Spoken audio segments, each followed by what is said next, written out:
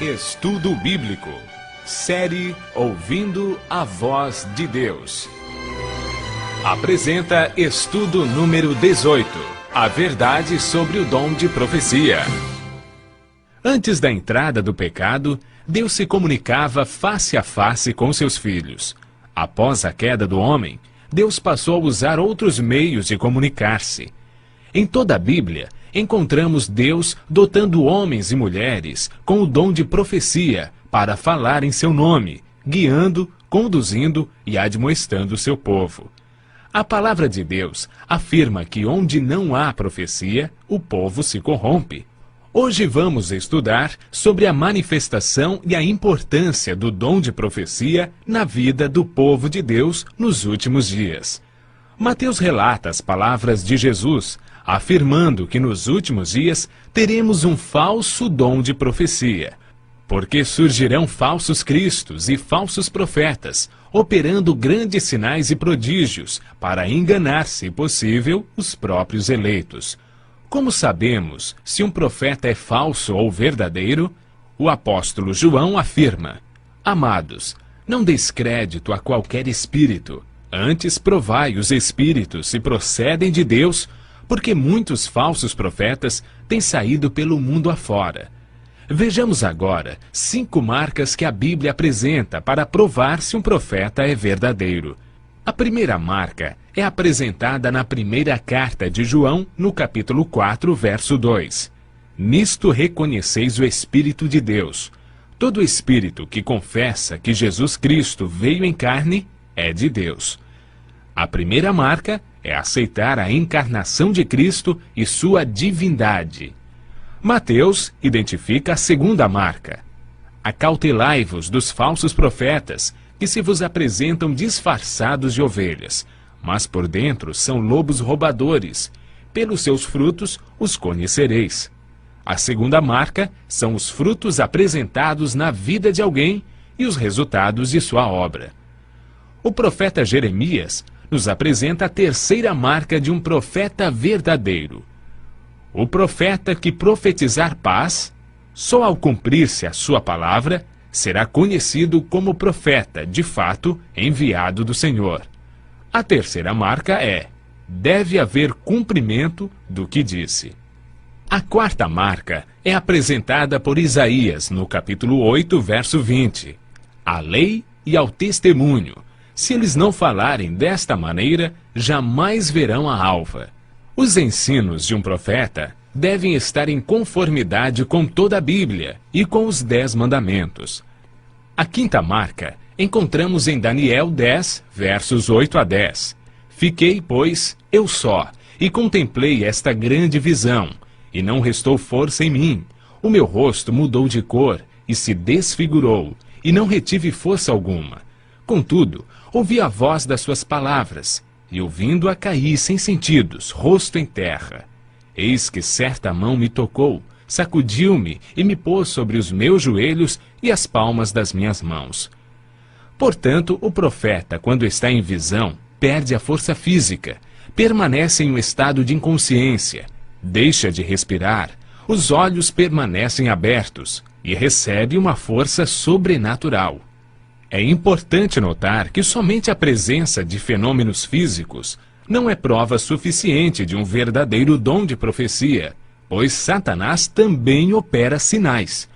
O profeta verdadeiro deve manifestar as 5 marcas que a Bíblia apresenta. Em toda a história bíblica, encontramos homens como Moisés, Jeremias, Isaías e mulheres como Miriam, Uda, Débora. Lucas capítulo 2, verso 36 afirma: Havia uma profetisa chamada Ana, filha de Fanuel, da tribo de Azer. Filipe, o evangelista, tinha 4 filhas que profetizavam. A Bíblia afirma que nos últimos dias, o dom de profecia estaria presente entre aqueles que seguem os mandamentos de Deus. Irou-se o dragão contra a mulher, e foi guerrear contra aqueles que guardam os mandamentos de Deus e têm o testemunho de Jesus, que é o dom de profecia. Apocalipse, capítulo 19, verso 10. A Igreja Adventista do Sétimo Dia aceita a manifestação do dom de profecia na pessoa de Ellen Goldwhite, porque em sua vida encontramos as marcas bíblicas de um profeta verdadeiro. Seus ensinos são fundamentados em toda a Bíblia. Ela exalta a pessoa de Cristo e seu sacrifício. Há frutos positivos em sua vida e como resultado de suas obras. Pessoas adventistas e não adventistas reconhecem seus escritos como sendo inspirados por Deus. Ellen White viveu e ensinou a validade dos 10 mandamentos. Considerava seus escritos como um guia para se ter uma compreensão mais clara da Bíblia. Ela nasceu em Gorham, no Maine, em 26 de novembro de 1827. Seus pais foram Robert e Eunice Hammond. Em 1840, quando tinha 12 anos, foi batizada por imersão por um pastor metodista. Em 1842, assistiu a algumas reuniões adventistas em Portland e aceitou plenamente as doutrinas. Por esse motivo, foi desligada da Igreja Metodista. Em 1846, casou-se com Tiago White, com quem teve 4 filhos. Seu esposo, Tiago White, faleceu em 1881. Ellen White viveu quase 88 anos. 71 anos foram dedicados à obra de Deus. Em julho de 1915, ela descansou e aguarda a volta de Jesus. Ellen White recebeu mais de 2.000 visões e sonhos e escreveu mais de 100.000 páginas manuscritas. Embora não tivesse um alto nível de escolaridade, era muito estudiosa e escreveu com autoridade sobre os mais diversos temas: religião, ciências, história, oratória, música, educação, psicologia, administração, namoro, casamento, medicina, alimentação e profecias. Ela está em 4º lugar entre os autores mais traduzidos do mundo, com seus escritos impressos em 126 línguas.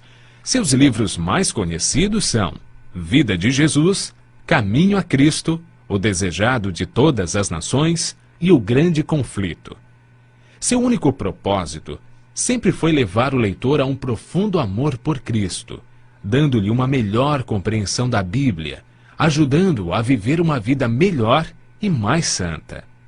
Ela mesma escreveu: "Tomo a Bíblia tal como ela é, como a palavra inspirada. Nenhuma mente ou mão se empenhe em criticar a Bíblia. Apegai-vos à Bíblia tal como ela reza." O Senhor deu uma luz menor, seus escritos, para guiar homens e mulheres à luz maior, que é a Bíblia. Continue ouvindo a voz de Deus e crendo em seus profetas.